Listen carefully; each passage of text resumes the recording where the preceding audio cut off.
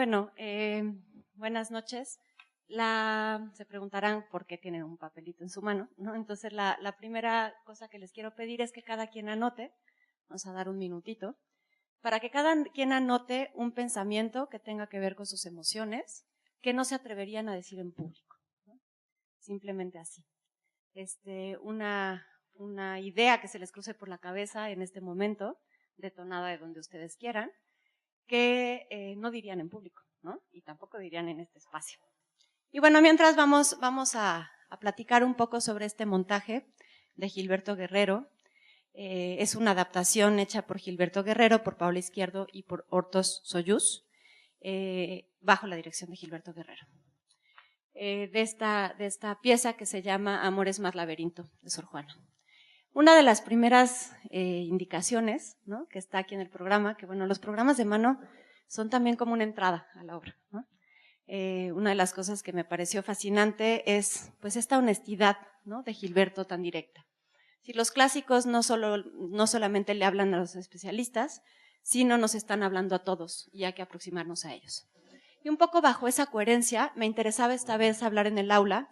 Voy a hacer un recorrido por distintas cosas, pero me interesaba no hablar desde un montón de estudios de especialistas que hay sobre Sor Juana, ¿no? Podríamos pasar muchísimo tiempo hablando de estos estudios especializados, pero en esta ocasión no es que los ignoremos, pero no nos vamos a ir por ahí, nos vamos a ir más directamente sobre el hecho escénico. Pero bueno, para dar algunos datos como muy generales, esta obra de Sor Juana es una obra que tiene la primera representación en 1689, es una obra que escribe Sor Juana en un momento en el que ella ya goza, digamos, si se puede hablar de gozar, pero sí, de una representación en el panorama intelectual y de la escritura de la Nueva España. De hecho, ese mismo año le encargan que ella diseñe el arco triunfal del Neptuno alegórico, con que se recibe al nuevo virrey, ¿no? Entonces, bueno, ya es una figura que está instalada, digamos, en este lugar. Una figura también que entonces puede jugar con el lenguaje, ¿no? Tiene cierta libertad de poder jugar con este lenguaje. Esta comedia, que es una de las 3 comedias seculares que hace, desde el punto de vista de la crítica, es una de las comedias que menos se ha abordado porque normalmente se le considera como superficial y ligera y entonces quizá no vale tanto la pena. Tienen ahí en sus hojitas del día de hoy, de la hoja de ruta, 2 referencias, solamente 2 porque son un montón, pero esas 2 referencias que les recomiendo mucho, son 2 artículos muy interesantes. Uno de ellos es un estudio semiótico sobre esta obra en particular y otro de ellos recoge también impresiones críticas muy interesantes, que hablan justamente sobre este plano de haber sido ignorado, ¿no? Y de cómo en realidad tiene una potencia tremendamente subversiva esta obra de Sor Juana. Desde el punto de vista de una de ellas, de Beatriz Carolina Peña Núñez, nos habla de 3 temas particulares en esta obra de Sor Juana. Una de ellas es las apariencias bajo las cuales funciona la sociedad colonial. Por otro lado, otro de los temas que está aquí es la escritura como una máscara y también los medios de la escritura para crear mundos posibles dotados de un sentido femenino. ¿Qué quiere decir esto? Sor Juana está empleando, ¿no?, esta maravilla que puede ser el teatro y la dramaturgia para crear un discurso tremendamente subversivo que sin embargo está bajo esta máscara que la escritura misma da. Reinventa el mito de Teseo. Si vemos el mito clásico, Teseo llega a Creta y llega como sacrificado por una decisión propia, ¿no?, en el mito original, bueno, en el mito clásico, pues. Llega y en ese momento conoce a Ariadna y bueno, no me clavo tampoco en describir todo el mito, pero termina huyendo de Creta con Ariadna, a la cual abandona en la playa de Naxos y ahí es donde llega Baco, la conoce, se enamora inmediatamente y se casa con ella. Si pensamos en esto en líneas como muy generales, tenemos la figura de Ariadna como aquella que rescata y que luego es abandonada, ¿no? Es una mujer abandonada que se queda ahí en la playa y que, bueno, llega a rescatarla otro hombre. Y vemos a Teseo también como el burlador, ¿no?, como aquel que utilizó de alguna manera el amor de Ariadna. En el caso del mito que nos presenta Sor Juana en Amores más laberinto, tenemos una inversión, una subversión muy, muy interesante, que es que Teseo en realidad se convierte en el objeto de deseo de Ariadna y de Fedra. Es ese objeto de deseo que no tiene libre albedrío, que llega a Creta en realidad llevado por Fortuna, ¿no? Que está ahí y que a partir de ahí su destino va a estar en manos de estas dos potentes figuras femeninas. Pues bueno, desde aquí vemos esta inversión, ¿no? Esta subversión, digamos, del mito, muy valiente de parte de Sor Juana. En el personaje de Ariadna podemos encontrar caracterológicamente, digamos, una capacidad todavía mayor, porque en el fondo Ariadna, haciendo también un poco honor a su hilo, ¿no? Es aquella que teje, es aquella que tiene la función de desequilibrar y equilibrar también ese mundo, ¿no? No narro todos los equilibrios y desequilibrios que hace, porque aquellos que no han visto todavía la obra, ¿no? Y si les cuento cómo desenreda, entonces les estoy contando el final. Y bueno, me gustaría hablar concretamente de la puesta en escena, de cómo se construye este laberinto, que no es un laberinto solamente metafórico, sino que tiene muy distintos medios de enunciación. Vamos a ver algunos de estos medios empleados por Gilberto Guerrero y por su equipo. El primero que a mí me llamó la atención poderosamente es la construcción del espacio escénico. Tenemos, desde mi punto de vista, una extraordinaria capacidad de síntesis en estos tres arcos que se nos presentan aquí. Ahorita estamos con otra escenografía, pero bueno, es aquí mismo, ¿no? Y son estos tres arcos que además es interesantísimo porque tienen una estructura, no sé si observaron ustedes, cómo tienen una estructura de líneas rectas, uno de ellos, y dos son arcos que funcionan de manera invertida, pero que son idénticos y que tienen líneas circulares. Entonces, de alguna forma me parece que se puede establecer una analogía con esta estructura, digamos justamente, de un reinado que está a la vez cubierta por un velo. Este velo que recubre, ¿no?, estas tres estructuras, es un velo que a mi juicio se podría interpretar también como el deseo. Es un deseo que está recubriendo la estructura, ¿no?, y que a la vez la está dejando ver, transparentando, pero al mismo tiempo está ahí enunciando que hay algo más allá de la estructura que está aconteciendo. Por otro lado, las líneas curvas nos remiten también a pensar justamente en estas dinámicas del deseo, ¿no? En este laberinto que a la vez es palacio, que puede ser parque, ¿no?, y que va en estos paneles que tienen un movimiento ágil durante toda la función, pero que están además muy integradas orgánicamente al proceso de los actores, ¿no? A mí me maravilló cómo estaba integrado, era totalmente orgánico, ¿no? Racimo se recarga y aquello se mueve hasta donde se tiene que mover. Estamos todo el tiempo en este mundo, digamos, que no tiene problemas de movilidad, ¿no? Y bueno, por otro lado, me parece muy interesante hablar también del vestuario. En el vestuario tenemos aquí este vestuario hecho por Cristina Sausa. Nos está dando un montón de claves semióticas también, ¿no?, que podríamos interpretar. Por un lado, es muy interesante ver este blanco, ¿no? El blanco que en unos casos es sólido, por ejemplo, en la camisa que tiene Teseo, mientras se vuelve vaporoso, ¿no?, en los vestidos de las mujeres, que son aquellas que, digamos, tienen el deseo, capacidad de fluir. Que también está presente la mezclilla, ¿no? La mezclilla a mí me llevaba mucho a esta actualización, ¿no?, a pensarlo hoy, ¿no? Y por otro lado tenemos estos colores sólidos, ¿no?, el rojo y el negro en el traje de Minos, ¿no?, que tiene esta capa plisada, que un poco nos remite a esta textura volátil, y que es interesante porque Minos es un personaje que está en el fondo en una contradicción, ¿no? Por un lado, le parece que tiene un deseo de venganza por la pérdida de su hijo, que tiene que cumplir en Teseo, pero también lo admira, ¿no? Entonces, creo que en el propio vestuario está como esta doble clave de este conflicto interno que tiene Minos. Y encontramos también otras cosas interesantes en códigos de color, ¿no? Vemos, por ejemplo, cómo está Racimo, que tiene su calceta morada, ¿no?, que al mismo tiempo nos lo vuelve muy claramente el sirviente de Baco, ¿no? Y bueno, en fin, podríamos seguir hablando de la cantidad de claves que nos da esto. En otro sentido, me parece que hay una condensación simbólica también muy interesante en los objetos. No necesitamos muchos objetos en este mundo y, sin embargo, cada objeto que entra tiene una potencia simbólica muy grande, ¿no? Tenemos, por ejemplo, el abanico, contrastado con el pañuelo, que está llevando, digamos, al objeto toda una potencia también simbólica del personaje, ¿no? Entendemos a una Fedra mucho más altiva, ¿no?, que juega con el abanico y juega con el deseo, pero de un modo como más decoroso, ¿no? Y mientras Ariadna, de alguna manera, tiene el pañuelo, que a partir además de este humor, que creo que está manejado magistralmente, ¿no? Lleva a este lugar casi ridículo del llanto, que es como una herramienta también, ¿no? Pero que es más indecoroso, está rompiendo. Entonces, aunque Ariadna y Fedra ambas están en una transgresión, porque están desobedeciendo, digamos, lo que tendrían que hacer, que es unirse a los deseos de venganza de su padre, porque lo que sienten es un deseo amoroso, ¿no? Lo hacen a partir también de elementos muy distintos. Y bueno, están los florines contrastados con la pistola, que yo tengo mucha curiosidad, ahora les preguntaré por qué una pistola.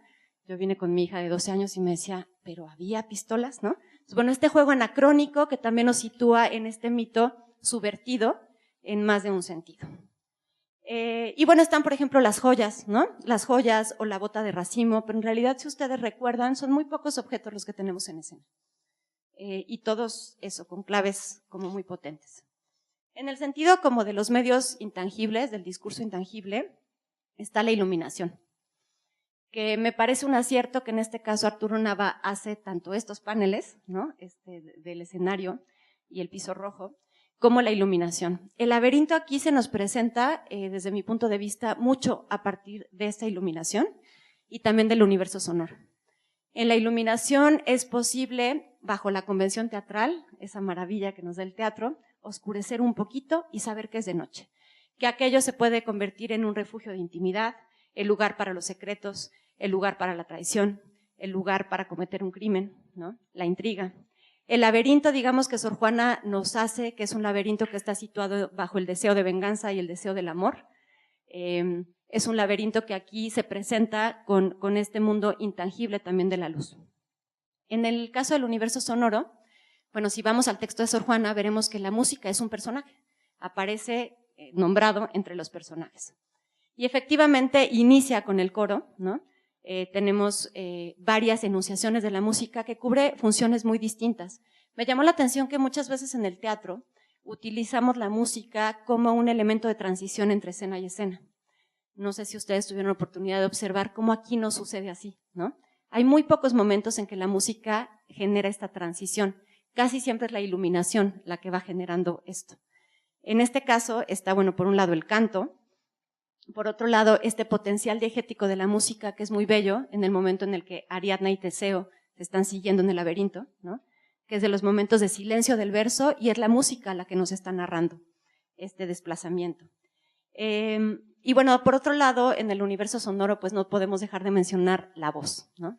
Esta potencia particular y fuertísima que tiene el verso de Sor Juana. El verso que va llevando un ritmo y que de alguna forma, ahora platicaremos también un poco con los actores, qué implicó, ¿no? Porque es un ritmo que necesariamente está llevando al cuerpo, ¿no? El ritmo está establecido aquí bajo el verso, ¿no? Hay una especie de sometimiento del cuerpo a ese ritmo del verso también, ¿no? Sometimiento en el buen sentido. Aquí está rigiendo el verso, está rigiendo la voz. Y bueno, me parece también interesante ver cómo los cuerpos, estos cuerpos que están en este verso, en el caso de esta puesta en escena en particular, era muy interesante, o al menos la función que me tocó a mí observar, ver cómo había necesariamente una exigencia de que el actor esté muy en el ahí, ¿no? En el estar ahí, en un presente absoluto, ¿no? Yo veía estos cuerpos porque más están prácticamente todo el tiempo en escena, y si no están en escena sabes que están afuera transformándose en otro y entrando velozmente, ¿no? Es muy ágil la obra. Y están en este presente que tiene también una condensación fuerte de metateatralidad, ¿no? Esta doble relación con el público, ¿no? De personaje, de no, y de estar también ahí frente al público, ¿no? Bueno, Racimo hasta se le sienta en las piernas a uno, ¿no? En el texto de Sor Juana, esta capacidad de metateatralidad está marcada, sobre todo en los personajes de Ariadna, de Atún y de Racimo. Me parece que de alguna forma en la puesta en escena también, pero no solamente, ¿no? A mí me tocó observar a varios de los personajes, ver directamente, ¿no? Estar en una comunicación sobre todo de ojos, ¿no? De miradas con el público. Y bueno, por último, me gustaría hablar un poco también de este laberinto del deseo. Ya decía yo que tenemos dos deseos, de alguna forma, ¿no? El deseo de venganza y el deseo amoroso. me gustaría traer un poco a colación al filósofo René Girard. Tienen por ahí en sus hojitas una descripción un poco sobre el deseo mimético, en la que no voy a tampoco poder profundizar demasiado en esta ocasión, pero los invito mucho a que se acerquen a las teorías de René Girard.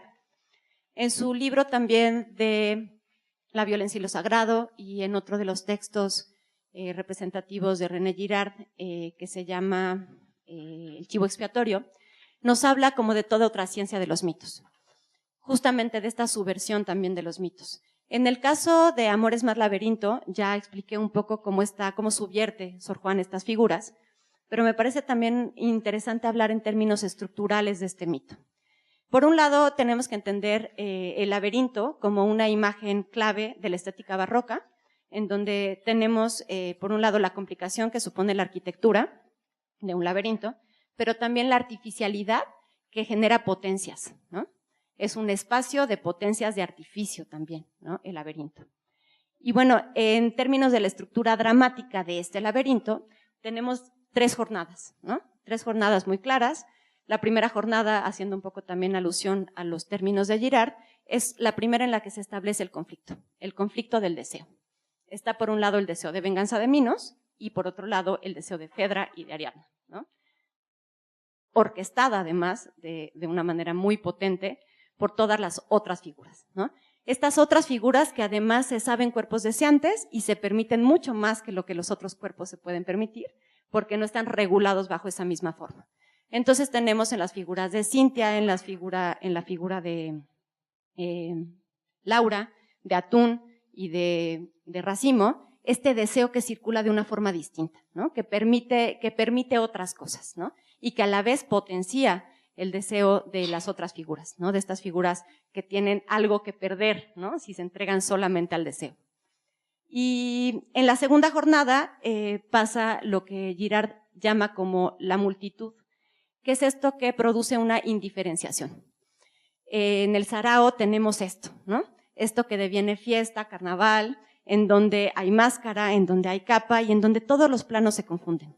En donde entonces el deseo puede ser habitado en cualquiera de los cuerpos, en donde, digamos, el laberinto de estos deseos se enuncia de una forma mucho más fluida, ¿no? Los imaginamos como transitando de un lado a otro, unos con otros, y es interesante que aunque está la marca, por ejemplo, de la pluma y de la banda, incluso esos están fuera de lugar, ¿no? Es una subversión del orden completa, en donde las clases sociales se borran, y en donde lo que habita ahí es justamente el deseo. Y bueno, viene la tercera parte, la tercera jornada, en donde tiene que ser esta resolución del conflicto, que en este caso, además, es un restablecimiento del orden a partir de la negación de la venganza, ¿no? Cosa que va a ser muy interesante si pensamos en estos deseos en términos también como de la producción de la violencia. Los invito sobre todo a que se acerquen a Girard para esta parte. Y bueno, otra de las cosas que nos dice Girard, que me parece a mí interesantísimo, es justamente sobre el deseo mimético, sobre cómo siempre el deseo se produce en estructuras geométricas. Girard dice que los seres humanos no sabemos qué deseamos. Estamos todo el tiempo anhelantes y no sabemos qué deseamos. No sabemos qué deseamos hasta que vemos a otro ser humano desear, ¿no? Entonces, dice que todo el deseo humano se produce a partir de la figura mínima del triángulo y se va complejizando. Aquí lo tenemos muy claro, ¿no? Girard habla en términos como muy claros, por ejemplo, de que haya 2 personas, puedo yo tener sed, ¿no? Sin embargo, no sé que mi deseo es ese hasta que a lo mejor llega alguien más, ¿no? Y entonces entiendo ese deseo. Fue un pésimo ejemplo lo del agua, porque en realidad Girard distingue muy bien la necesidad del deseo, ¿no? La necesidad tiene que ver con esta función orgánica, que no es deseo, por eso insisto en que fue un pésimo ejemplo, pues la tenía aquí enfrente y sí tengo sed. Pero tengo una necesidad, no un deseo. Pero bueno, se produce el deseo siempre en estos triángulos, ¿no? En esta necesidad. Lo vemos claramente aquí en escena, ¿no? Que además es muy bonito como en términos estructurales. Yo la vi desde arriba porque me encanta ver los trazos escénicos, es una obsesión. Y está Teseo aquí arrodillado de espaldas, ¿no? Y están Ariadna y Fedra atrás en triángulo exacto, ¿no? Y esta producción es una producción del deseo que se establece así, ¿no? Se establece en este triángulo amoroso y podemos mencionar muchos otros triángulos, ¿no? En realidad podríamos hacer todo un mapa, yo estuve tentada a hacerlo, pero el tiempo no me da. digamos, de aquí del aula para hacerlo, pero si quieren divertirse un rato, hagan la estructura geométrica de esta obra de Sor Juana, que es interesantísima. Tenemos el triángulo, por ejemplo, de Baco y Teseo con Ariadna, ¿no? Que está operando al mismo tiempo que el otro triángulo, y tenemos también a Lidoro y a Teseo con Fedra, y etcétera, ¿no? Podemos seguir y seguir generando estructuras geométricas. Ahora, lo que es interesante aquí es que ese deseo, insisto, fluye sí hacia el deseo amoroso, pero también hacia el deseo de venganza, que en sí mismo es un conflicto del deseo, ¿no? Y que vemos encarnado en algunas frases de Minos como muera Teseo y que con él muera su infame patria, y al mismo tiempo frases como cuando busco la ira encuentro la admiración, ¿no? Está todo el tiempo esta doble enunciación del deseo de venganza y del deseo amoroso, porque la admiración es un deseo amoroso también, ¿no? Y bueno, me gustaría cerrar esta parte hablando de la parte, ¿no? Tienen ustedes en sus hojitas este monólogo, bueno, estas claves que nos da Pavís en su diccionario, en donde nos habla primero del monólogo en sí. No lo voy a leer porque ya lo tienen por ahí, lo pueden consultar después con calma. Y nos habla Pavís de cómo hay también tipologías de los monólogos de acuerdo a distintas cosas. Una de ellas es según la función dramática del monólogo y según la función literaria. Yo encontré por lo menos ejemplos de monólogos en este sentido, tanto en la función dramática del monólogo, hay monólogos técnicos, líricos y de reflexión o de decisión dentro de esta obra.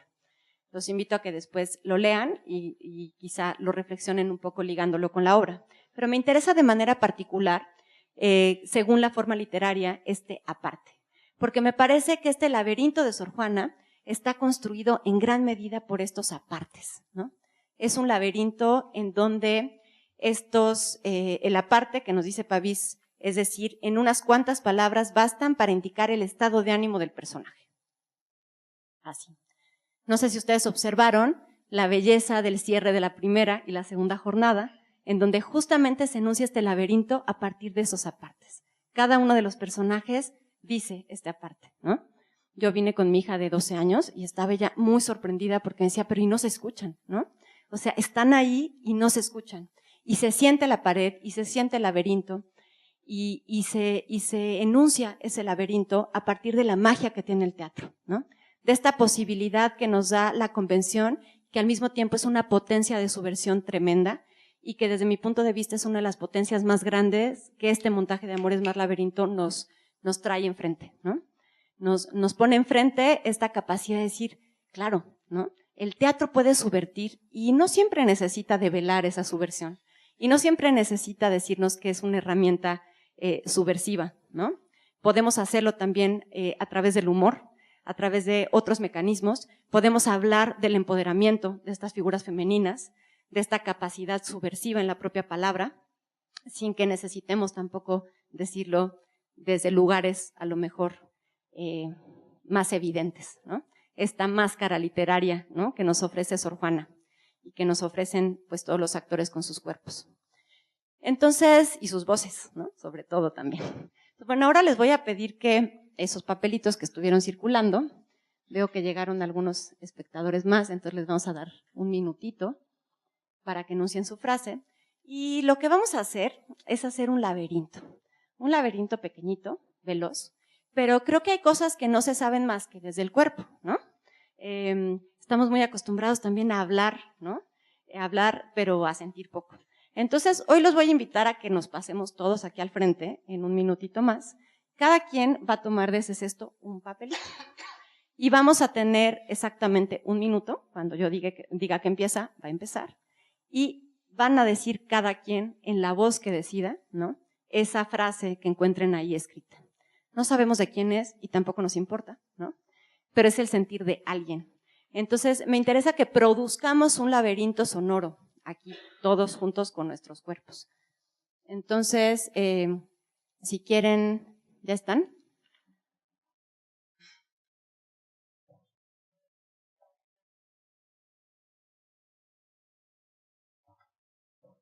Bueno, los invito a que de todas maneras vayan así como soltando su bolsa, ¿no?, despojándose tantito de esta comodidad que nos da también, vengan esta luz, ¿no? Que es una luz bastante potente. Vamos a soltar el cuerpo y a habitar este espacio, que es un espacio que supongo que además en el cuerpo de los actores que nos acompañan hoy, pues ya es laberinto. Me interesa mucho que el día de hoy nos vayamos también todos los espectadores con esta sensación de laberinto. Que ojo que cuando digo espectadores, una de las cosas que ya hemos platicado aquí en el aula también, tiene que ver con esta capacidad de entendernos todos como espectadores de un fenómeno. Es decir, el día de hoy los actores que están acá de alguna forma también son espectadores, ¿no? Porque en el fondo todos los que hacemos teatro y los que no lo hacemos somos espectadores de teatro. Entonces, bueno, vamos a pasar acá, van a tomar su papel y cuando yo les diga, vamos a hacer este laberinto sonoro.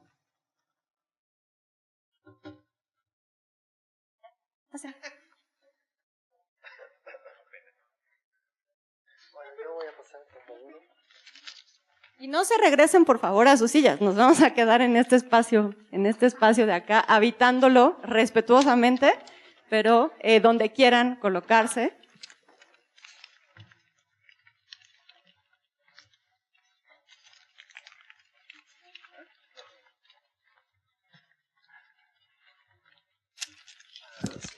Voy a pasar el micrófono para que se grabe. Si no, no se va. Sí, exacto. Tú pasas y yo paso. Sí. Vamos a hacerlo con micrófono para que pueda quedar inscrito en la grabación. Ahora, un laberinto no es tan organizado, ¿no? O sea, no necesitamos estos cuerpos. ¿Se fijan cómo nos resistimos a esta producción del deseo laberíntico? De inmediato nos formamos, ¿no? Articulamos. Me interesa que sea bastante caótico, porque el laberinto lo es, ¿no? Entonces transiten, muévanse, disfruten que están en el espacio. Luis y yo vamos a soltar los micrófonos y así se lo irán pasando hasta que sientan todos que ya lo dijeron en el tono que quieran. Amo la vida, odio a las personas hipócritas. Los hombres son más sensuales que inteligentes. Tengo miedo a la muerte. No me gusta la hipocresía a mi alrededor. Estoy contenta de venir al teatro con mi exnovio. Quiero llorar. Quiero una liga para mi pelo. Pienso que no me entienden. Cuando algo me da envidia o inseguridad. Es la primera vez que asisto Estoy a un nervioso, así, soy un poco tengo inseguro. Miedo y ansiedad. La puntualidad también es cultura. Desconcierto, muerte. Fue un laberinto muy entretenido y divertido. A veces el miedo no me deja hablar. Tengo tanto dolor que creo que moriré, pero no. Tengo náuseas. Quiero irme a dormir. Lidangui, te amo. Ay, eso no es nada raro. Me gusta pensar que les gusto a todos los novios de mis amigas. Me da miedo la noche. Te amo. Es Quisiera la primera orinar vez ahora. que asisto a un evento así y tengo miedo y ansiedad. Quiero una liga para mi pelo. No tengas miedo, sé feliz.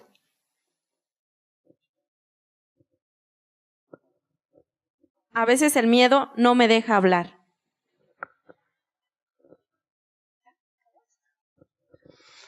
Muchas gracias.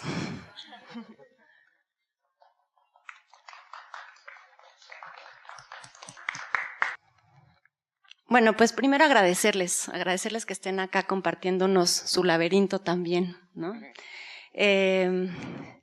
Y quisiera empezar pues preguntándole a Paola, casi siempre tenemos curiosidad de saber sobre el proceso, ¿no? Pero esta vez me gustaría hacer una pregunta un poco más puntual, que tiene que ver con el motor, una pregunta quizá más personal, ¿no?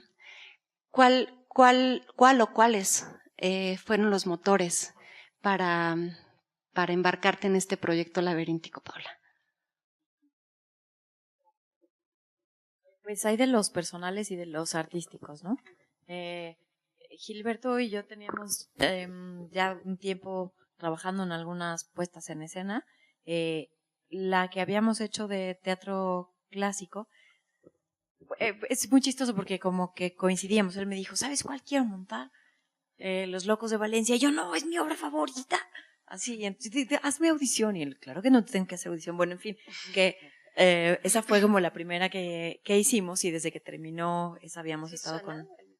¿Sí? Perdón. Habíamos estado con, hay que montar otra obra de teatro clásico. Y fue una propuesta de él, pero yo soy súper amante de Sor Juana, no sé cuántos sonetos me sé y me gusta mucho. Y entonces, como por inquietud y amor a las letras, y por enamorados del teatro clásico un poco, y otra parte, pues claro, pues poder materializar un proyecto de este tamaño que siempre es un reto mayúsculo, un elenco tan grande, un texto tan difícil, ¿no? Entonces, bueno, eran, pues eso, querer seguir trabajando juntos, el enamoramiento de Sor Juana, el enamoramiento del Siglo de Oro, pues el trabajo previo que habíamos hecho, y ahora sí, las ganas de hacer un proyectote. Y bueno, me gustaría preguntarle a Cristina. Para mí fue muy interesante el trabajo de vestuario, ¿no? Creo que es de esas veces que uno siente que el vestuario, más allá de solamente vestir, está generando eso, ¿no? Laberintos internos también, ¿no? Y creo que hay un logro en una cantidad enorme de texturas, ¿no? De telas, hay un trabajo como muy minucioso. Entonces me gustaría un poco que nos compartieras, ¿no? ¿Cómo fue cómo llegaste a esos hallazgos? Pero también cómo fue la relación de trabajo, porque si algo percibí yo aquí es pues esta colaboración, ¿no? Al menos desde la butaca, sentí que está muy amarrado el discurso de lo visual, de lo sonoro, de las texturas, del vestuario, etcétera, con el propio discurso de Sor Juana, ¿no? Entonces, ¿cómo fue ese trabajo con Gilberto, con Paola, con todos, ¿no? ¿Cómo fue? Y efectivamente eso es, el personaje con su vestuario debe dar signos al espectador, que es el receptor. Entonces aquí el maestro Gilberto Guerrero, que desafortunadamente no está, ni tampoco el maestro Nava, pues tuvimos antes, así debe ser siempre, una junta de creativos, pues para hablar de nuestras ideas de la obra, después de haber analizado perfectamente el vestuario y a cada uno de los personajes, por supuesto. El maestro Gilberto, el director, me dio una frase clave diciéndome que esta obra estaría los sábados para público juvenil, y quería que los jóvenes se identificaran con los personajes, y sobre todo que no pensaran qué flojera ir a ver teatro en verso. Entonces también eso tiene uno que pensar, la musicalidad del verso, la musicalidad de la iluminación, el sonido. Con el maestro Nava también tenemos que ver con la escenografía, el color que él está usando y su escenografía. ¿Todos ustedes ya vieron la obra? Sí, pues deben verla, porque la escenografía, como tú acertadamente dijiste, es el laberinto logrado con formas geométricas y con telas transparentes que están ocultando o queriendo ocultar este conflicto de las hermanas enamoradas y peleándose, etcétera. Entonces, el vestuario de las hermanas pues también fue blanco y transparente y vaporoso.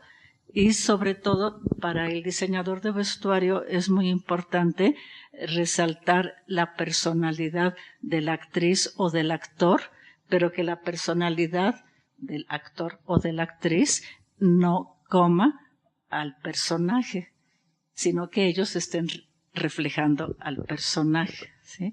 Y pues para mí fue un gusto muy grande tener a las actrices, a las chicas que hicieron los papeles de Cintia y de Laura. A ellas decidí vestirlas con el estilo de las mujeres de Creta. inspirándome en la diosa de las serpientes de Creta con la falda.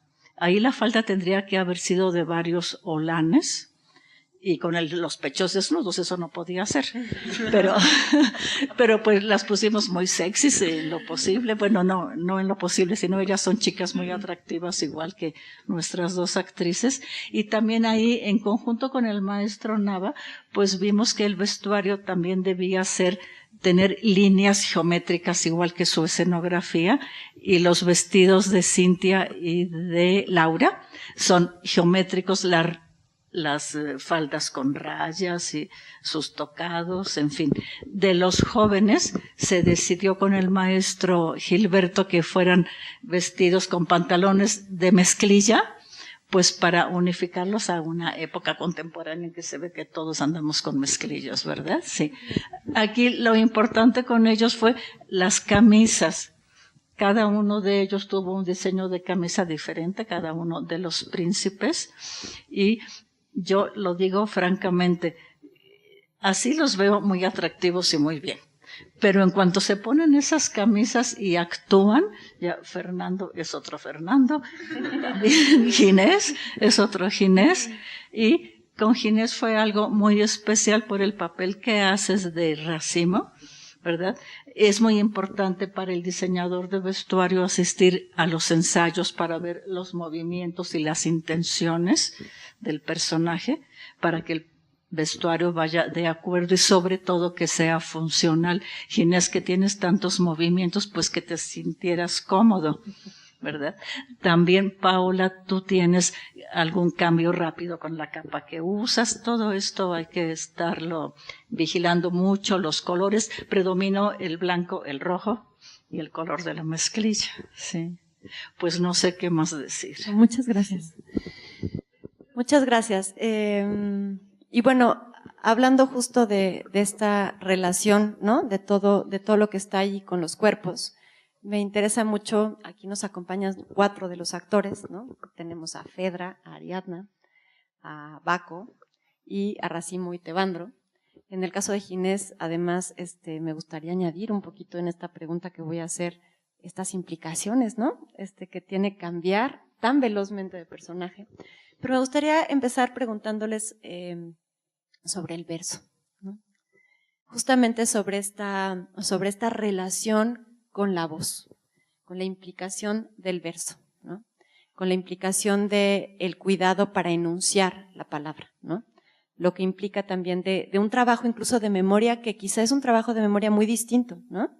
Y que tiene que ver también un poco con sus formaciones.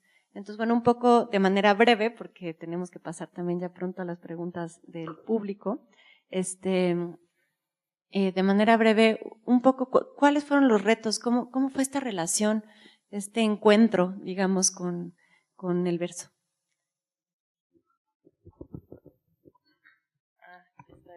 Este es el poema. ¿Qué tal? Buenas noches. Soy Fernando Memije, hago a Baco, al príncipe Baco. Y en relación al verso, he tenido la oportunidad de participar en diferentes puestas en escena clásicas de Lope, de Calderón, ahora con Sor Juana. He podido dirigir entremeses cervantinos, pero lo que dices en relación a lo que implica la versificación es que particularmente me parece que subestimé yo en lo personal la estructura de verso de Sor Juana. ¿A qué me refiero con esto? Las estructuras de Lope son mucho más simples, ave, ave o ABBA en relación a las rimas. Calderón similar, aunque el vocabulario de Calderón es mucho más barroco, mucho más rebuscado, pero las estructuras normalmente son en cuartetas e igual en ave, ave o ABBA, pero nuestra querida Sor Juana tiene una estructura muy complicada, donde hay versos que no riman, hay versos que riman 15 versos después, donde cierra la rima con la idea. Hablando de la rima, se cierra la rima con una palabra que fueron 15, 20 versos atrás. Particularmente en Amores más laberinto, la mayoría está escrito en quintetas, no en cuartetas, sino en quintetas. Hay muchos versos que están compartidos en relación a la rima. Puedo yo decir algo, establecer una palabra y Fedra la puede concluir, ¿no? En relación a la rima. Hay muchos hiperbatons, hay muchas frases subordinadas. Comienzas una frase y de repente abres un paréntesis, desarrollas otra frase, cierras el paréntesis y retomas 20 versos después la frase o la idea con la que empezaste hace 30 versos. Entonces se vuelve muy complejo a la hora de poder entender qué es lo que estamos diciendo, porque al final los espectadores somos como un filtro donde si nosotros no entendemos qué estamos diciendo, para ustedes no va a llegar con claridad lo que se está diciendo. Nosotros tenemos que tener absoluta comprensión de lo que estamos diciendo para que sea para que llegue el mensaje mucho más claro al espectador. Y ya. Bueno, agregaría que claro, también Sor Juana tenía una necesidad de que la información pues se ocultara de alguna manera su opinión. Entonces creo que esto suma a la complejidad de su pensamiento, evidentemente, y su gran cultura y su vocabulario amplísimo, pues una necesidad de esconder sus mensajes de alguna forma, como hacerlos de esa manera específica en la que llegue a los que están más despiertos, digamos, ¿no? Y eso por un lado, y también, claro, creo que en aquel momento y en aquel tiempo, pues las ideas eran más largas. Realmente eran más largas porque estaban más acostumbrados a platicar y a escucharse mucho más. Entonces ahora estamos de pronto muy acostumbrados a frases cortas, directas, a cierta velocidad. Sí, 140 caracteres. Entonces creo que un poco esa es la dificultad de nosotros como actores, tratar de que estas frases tan largas y estas ideas de otro tiempo logren como encontrar esa conexión con el público, que además es un público joven. Y bueno, aquí cambiando de tema, yo creo en la experiencia que he tenido en estas funciones que se ha logrado esta comunicación con los jóvenes porque a través de la comedia. Eso sin dudarlo. Ha sido un gran privilegio estar como al lado de Paola y de Gilberto, porque son un equipo que se conocen desde hace mucho tiempo. Entonces su manera de trabajar siempre es muy certera y muy eficaz. Entonces aprendo muchísimo. Y bueno, el verso para mí es un placer decirlo, es la verdad. Es placentero hablar en verso y de alguna forma tiene cierta facilidad porque hay una musicalidad que te ayuda a aprendértelo. Como en cuanto encuentras ese truco que está escondido en esa endecasílabo de 11 versos o en esa idea completa, empiezas como a aprendértelo más rápido. Claro, es una cosa contradictoria porque a pesar de que es fácil por la musicalidad, también tiene una complejidad de pues nada, sostener los sentidos, sostener la intención y bueno, en fin, además agregarle los trazos, la relación con tu compañero, los guiños actuales que puedes sumar, pero bueno, yo me quedo hasta aquí y paso el micrófono a alguien más. Pues para mí también es un placer el verso en general. Creo que el verso del Siglo de Oro especialmente está más conectado con nosotros de lo que creemos. Los corridos, por ejemplo, están en octasílabos. Mucha de la música que escuchamos está en octasílabos y no nos damos cuenta. Pero viene de ahí y hay muchos personajes incluso que o sea, estos personajes que aunque no existan ya, aunque digo, no tenemos a la corte ni todo esto, están muy, muy ligados a nuestra historia, ¿no? Está ahí en nuestros genes. Entonces, para mí es muy divertido. Yo, la experiencia que tuve, pues en realidad fue bastante veloz, porque yo chisme, entré así 15 días antes del estreno. Entonces, me tuve que aprender todo así de volada. Y no solo eso, sino sobre todo me preocupaba la construcción de los personajes, ¿no? Porque eran dos totalmente distintos, lo cual está bastante divertido.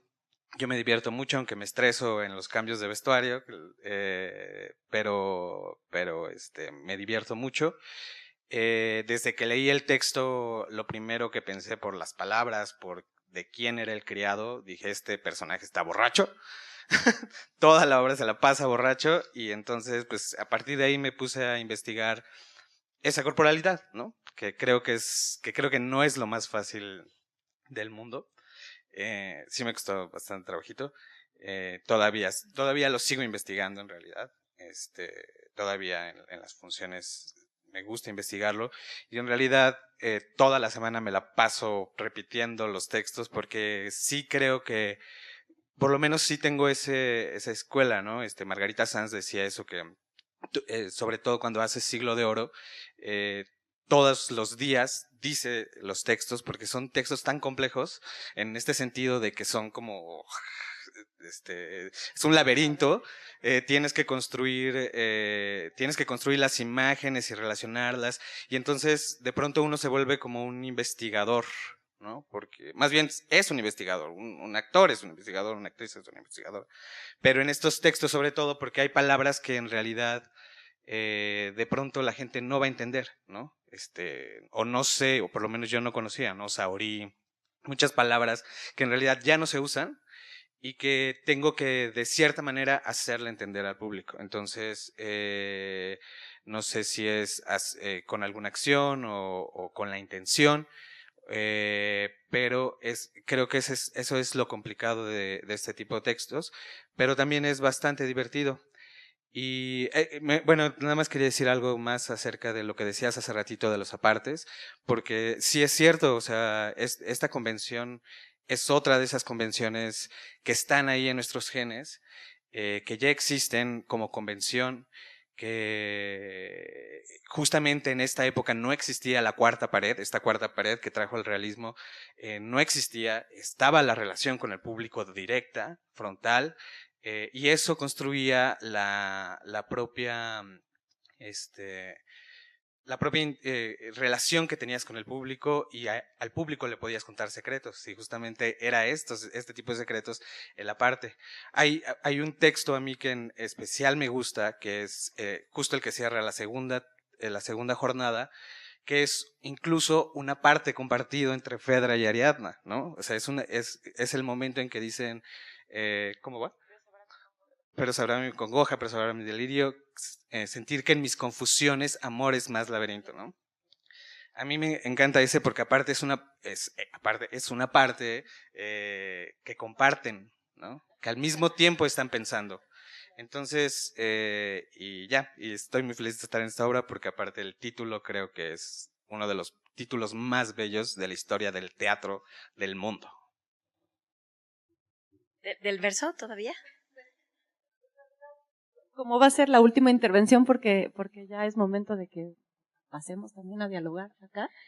Un poco lo que quieras compartir. El verso para mí ha sido el más difícil que he hecho. También he hecho Lope, Cervantes, Calderón, y Sor Juana es lo más difícil. Su grado de barroco, o sea, sí es barroquísimo.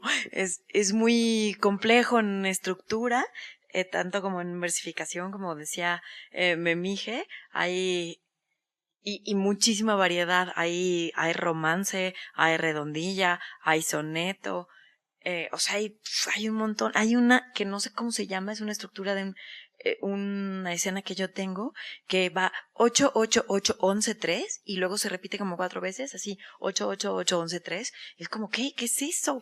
Y con rima estilo romance asonante, o sea, bueno, luego les digo. O sea, se riman una sí y una no. O sea, es como, bueno, lo digo, es como un A, B, C, B, D, B. O sea, la B siempre rima, pero todos los otros son diferentes siempre. Ajá. Sí, es romance, pero además tiene números distintos de verso y una estructura, no sé cómo se llama.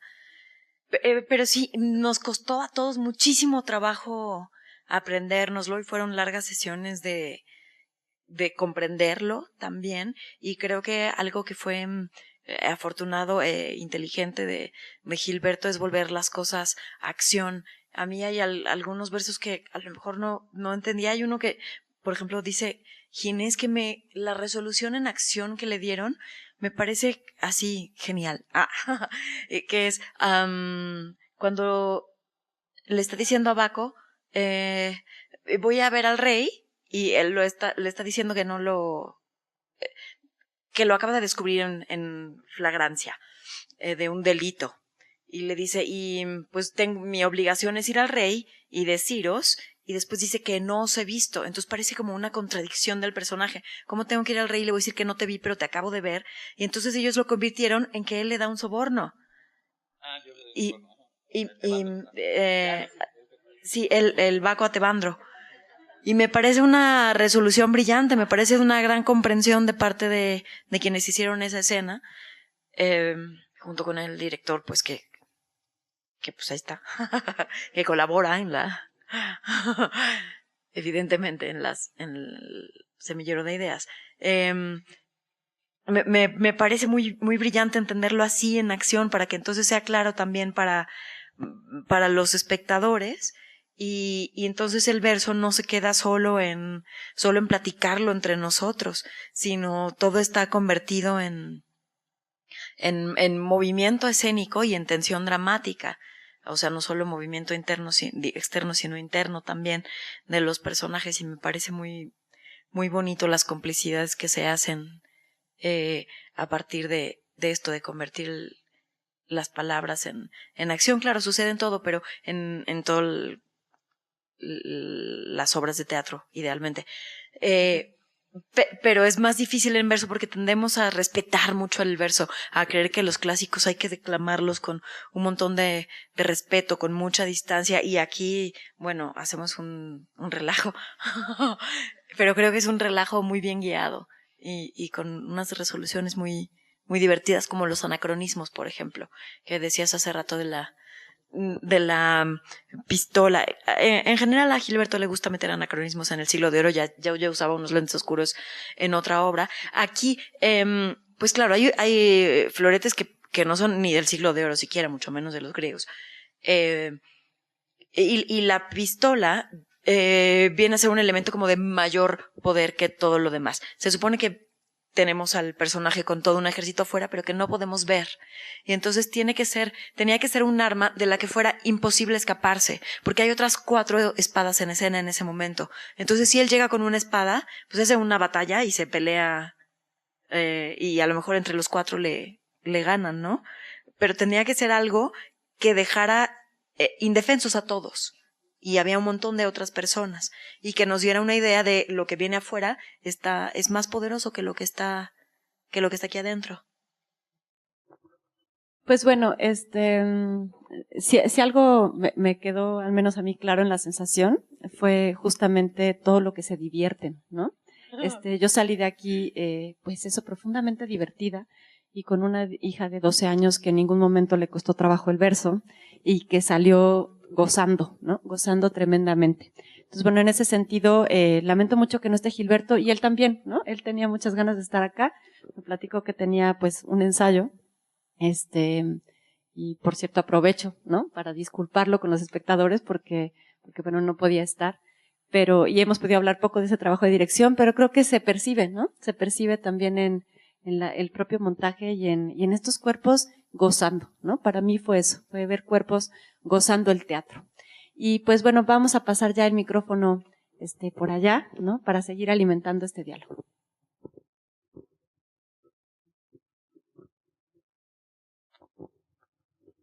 Hola, ¿qué tal? Buenas tardes, noches ya.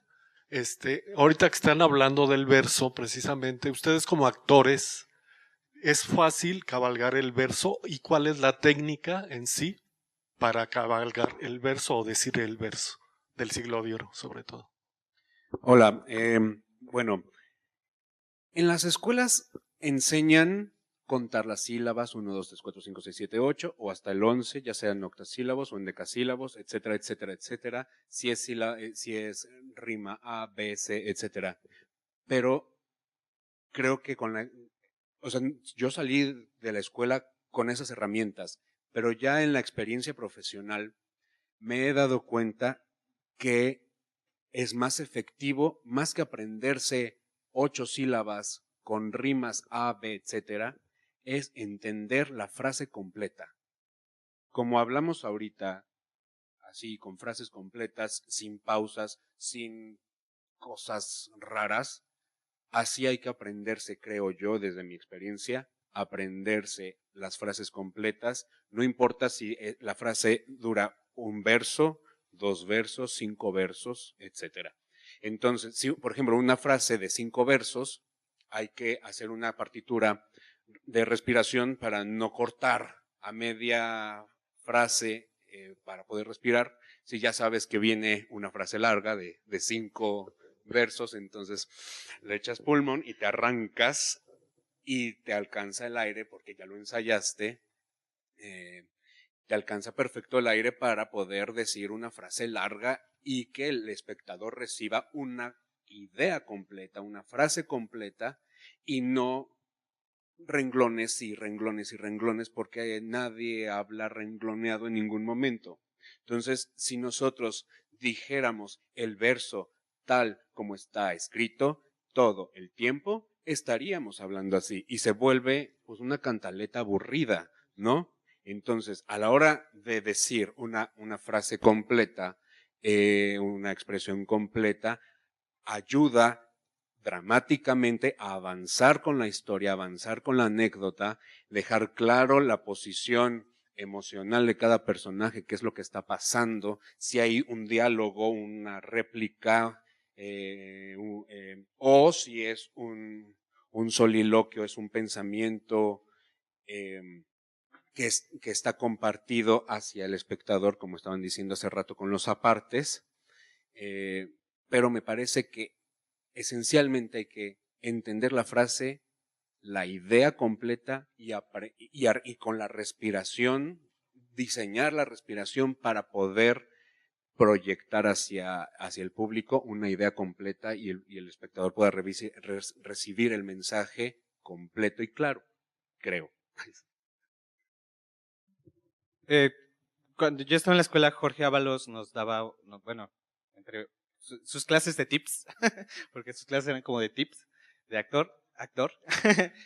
Uno de esos tips era, cada verso nos ponía así, nos sentaba y nos ponía, cada verso lo vas a traducir. O sea, vas a traducirlo en tus palabras, qué es lo que está diciendo.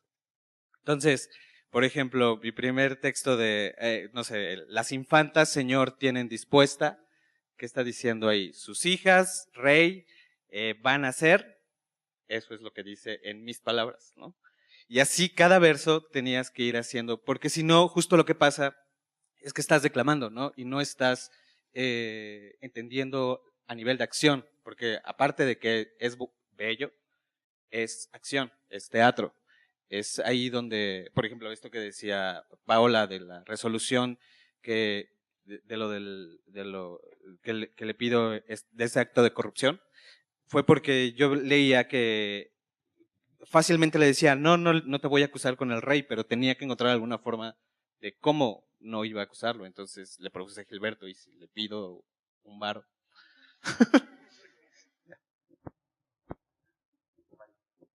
Sí, y yo creo que esas acciones en los grandes textos de pronto se intuyen porque luego ves otro montaje y dices, ¿cómo llegaron a la misma resolución?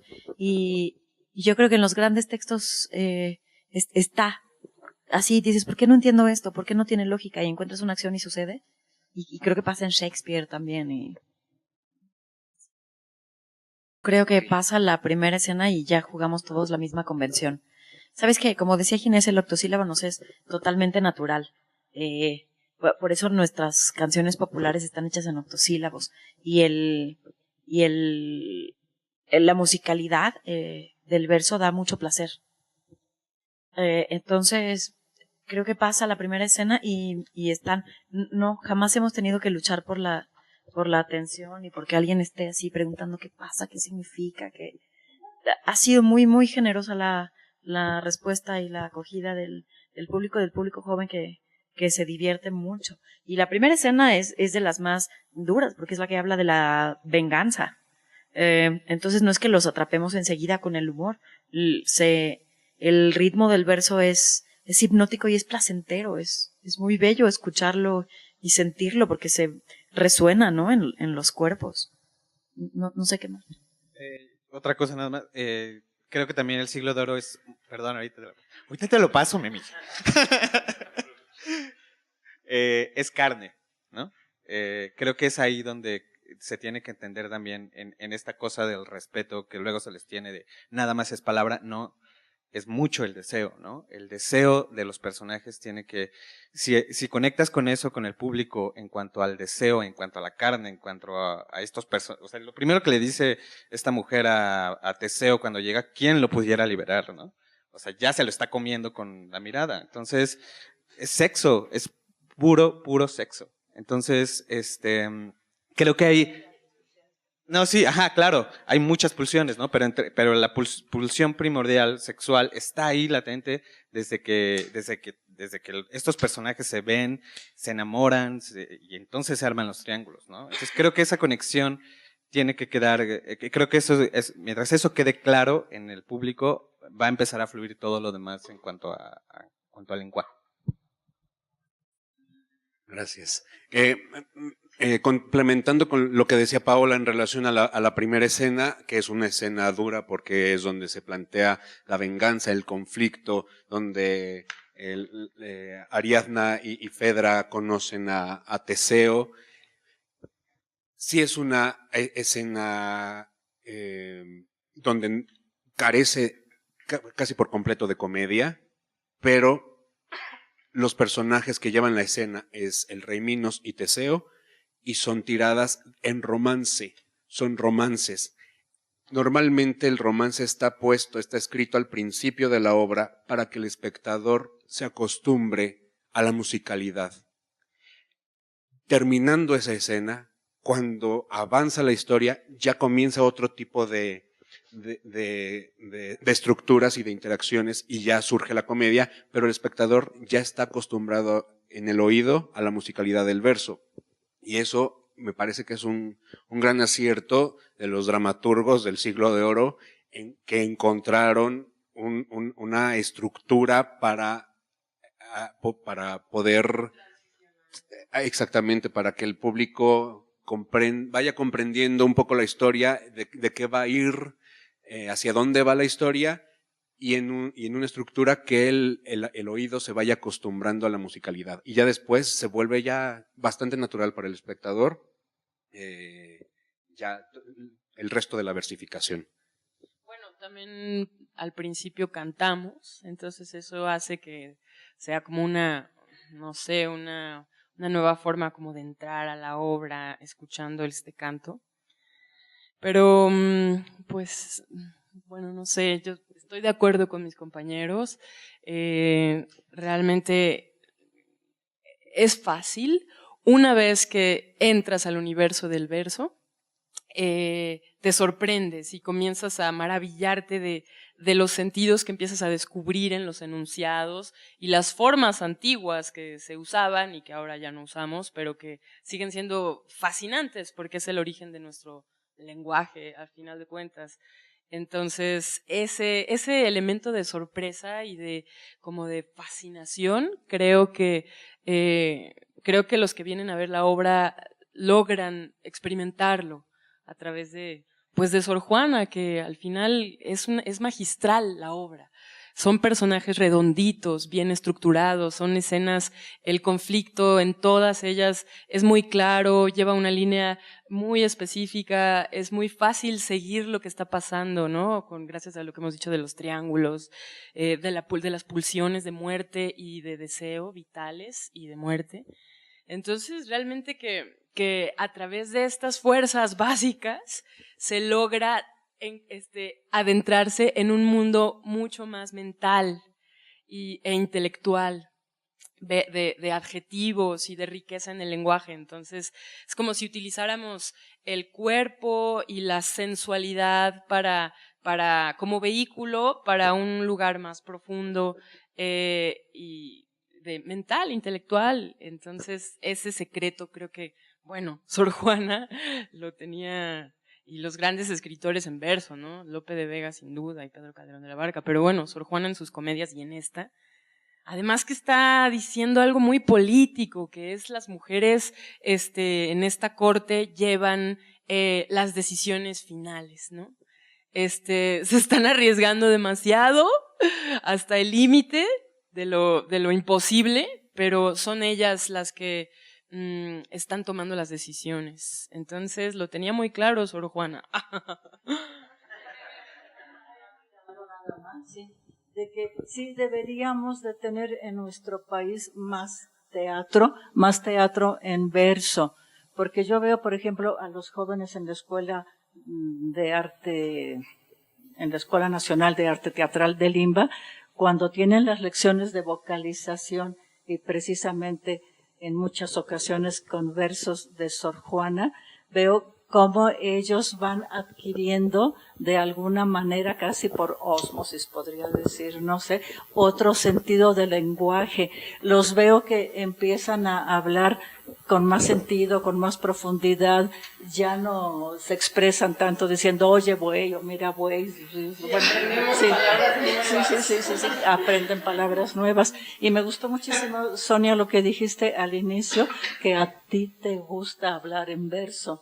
Entonces ahora, escuchándolos y después de leer y de participar en esta obra, que ya he participado en varias obras en verso, claro, me imagino qué maravilloso sería que habláramos en verso, que lo hiciéramos espontáneamente, porque me imagino hasta cómo sería el discurso de los políticos en verso, ¿verdad? ¿Nos engañarían más o nos engañarían menos?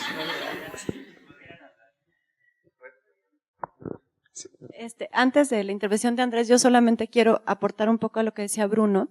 A mí me tocó estar observando arriba en el momento del intermedio.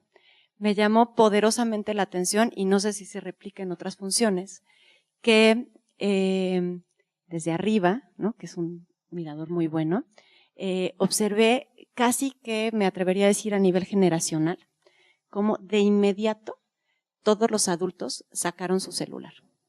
Se veía ahí arriba las pantallas, ¿no? O sea, uno se asomaba, mi hija y yo estábamos ahí muy atentas y fue muy interesante. Era acá, ¿no?, todos los adultos con una pantalla enfrente.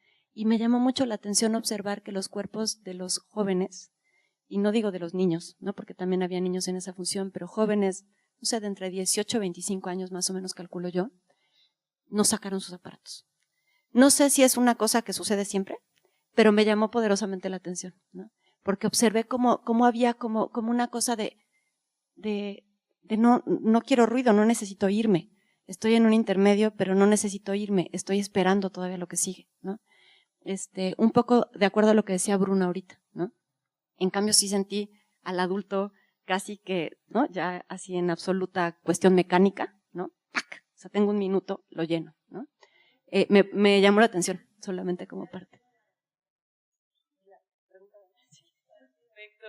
Pues simplemente creo que el movimiento, el cuerpo, el poder energético del cuerpo, el movimiento, la voz y el uso de los sentidos, creo que es energía que emana el escenario hacia el público. Entonces creo de alguna manera que los jóvenes están más receptivos, más abiertos a esa experiencia del movimiento y de los sentidos, del tacto, de la escucha, y claro, de alimentarse de lo visual y recibir ese impacto energético. De pronto los adultos, y me incluyo, ¿por qué no? Ya no, como que de pronto ya no permitimos esas fascinaciones en el cuerpo. Bueno, buenas noches. Primero que nada quisiera destacar el hecho de que y hacerlo también a manera de pregunta, ¿cómo se sintieron haciendo Sor Juana en el foro Sor Juana? Esto es una cuestión que no se ha destacado, pero creo que pocas veces se ponen textos de Sor Juana en este espacio y me parece que esta oportunidad ha sido pues brillante y la han resuelto ustedes magistralmente. El segundo aspecto que quisiera destacar es, ya se ha hablado mucho de la cuestión del verso, ese disfrute que ustedes manifiestan, lo transmiten al público y realmente es muy agradable escucharlos porque no se hace ni complicado, ni difícil, ni nada. Lo hacen con una sencillez, con una claridad, con una dicción, con una fluidez que todos están disfrutando del evento. Bueno, pues esto también invita a que nos han hecho redescubrir de alguna manera la poesía, porque el verso también es poesía, ¿no? Y por último quisiera hacer una pregunta en torno a, ya se habló mucho cómo se sintieron con el texto y cómo se sintieron en el verso, pero cómo se sintieron en el espacio, este espacio que muy bien nos describió Didoni al principio, que yo lo veía muy complicado porque realmente el tratar de imaginarse espacios tan disímbolos con esos pocos elementos, me parece que es un poco complicado, ¿no? Gracias.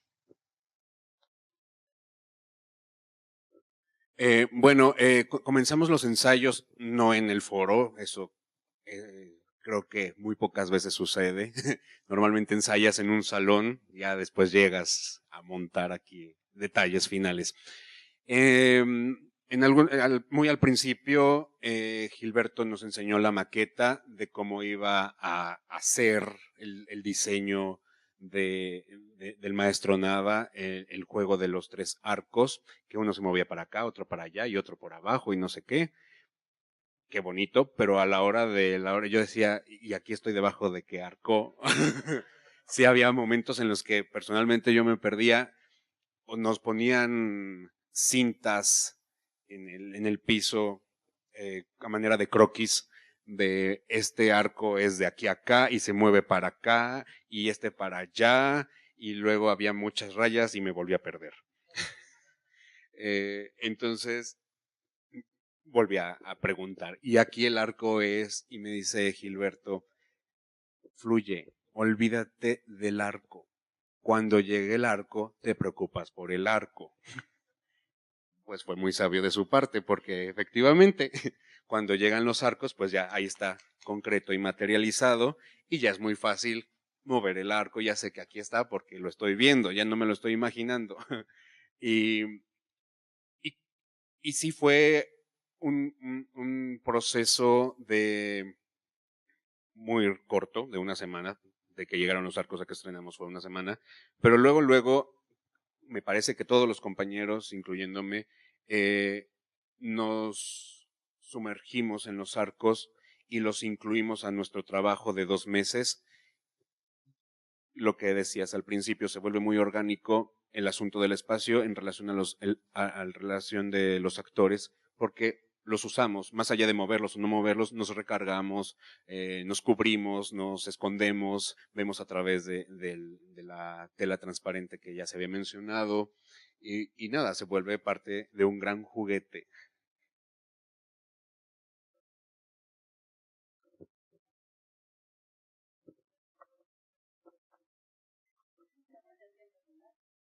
Bueno, pues vamos a cerrar aquí, porque todavía seguimos, como ya saben, nuestra 4ª sección allá afuera, conviviendo más cercanamente todavía, ¿no? Que ya hace rato estuvimos aquí bastante cercanos, ¿no? Pero ahora vamos a hacer esta cercanía también allá, compartiendo un vino, un agua, unos cacahuatitos o algo así.